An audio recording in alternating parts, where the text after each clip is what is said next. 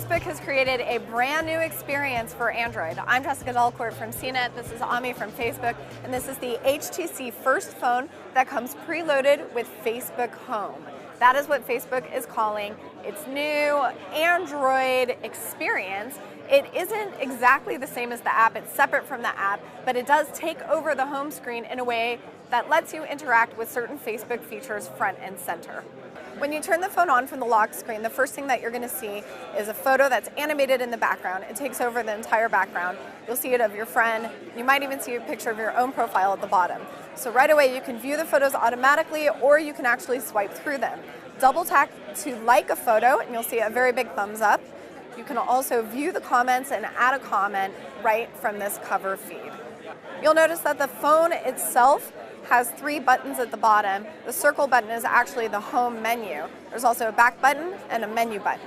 When you touch the profile photo, it can take you back, you can get to all of your apps, or you can get to Messenger. Messenger is kind of cool because it doesn't distinguish between what's a Facebook chat and what is a text. So in a way, it kind of borrows from Apple's iMessage. So the launcher is interesting because even though you can see all of your apps laid out, you can save shortcuts to this app launcher. And the app launcher kind of lays on top of the main image. You can swipe up to see it. You can also page through the launcher and you can have as many launcher pages with shortcuts as you want. You simply press and drag to add a shortcut to the launcher.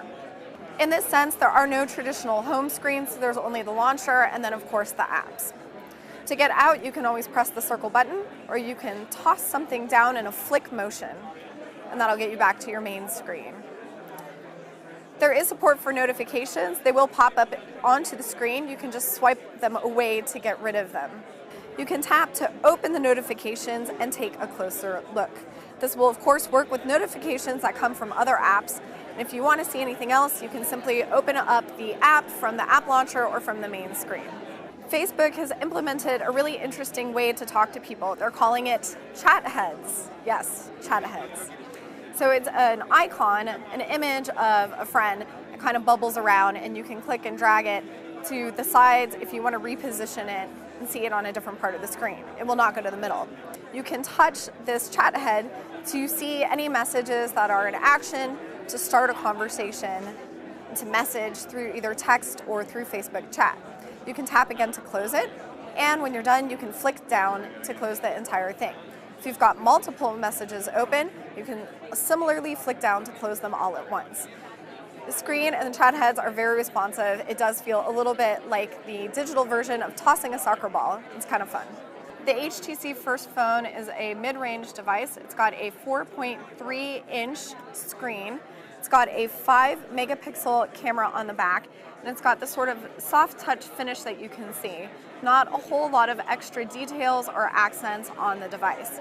It will be exclusive to AT&T and it will cost $100 with a new 2-year service agreement. It will also be available on April 12th and you can pre-order it today. So that's your very first look at the HTC First phone and Facebook's new Facebook Home for Android. I'm Jessica Dalcourt for CNET. We're going to have much more on this coming up, so stick with CNET TV.